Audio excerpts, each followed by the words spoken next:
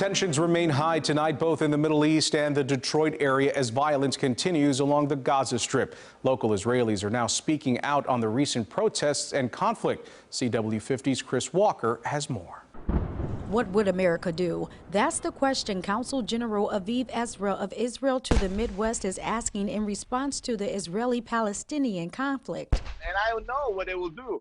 They will exercise the right for self-defense. And this is what Israel is doing too today. We're talking about 3,500 rockets that are rained upon the entire, I would say, half the state of Israel. Tuesday, protesters rallied in Dearborn as Arab American residents brought claims of Palestinian oppression to American soil. This is the world that Palestinians live in, always being silenced, always being erased. And we're here to say, as Palestinians and Arabs, we will not be erased. We will not be silenced. But Israeli supporters say the conflict is not against the Palestinian people. They say the issue is with Hamas, a group the council describes as a terrorist organization. The Consul General says Israel is responding in self-defense to threats and direct acts of violence from Hamas, a militant group of roughly 20,000 members.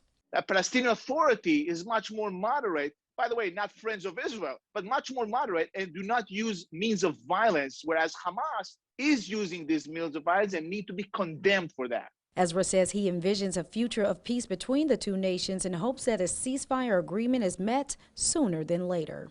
Israel today has 5 peace accords with Egypt, with Jordan, with the UAE, with Bahrain, with Morocco, and many more in the pipeline. And how is that happening?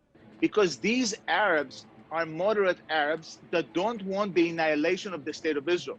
Therefore, today, the differentiation is not between Israelis and Arabs in the Middle East. It is between radical and moderates.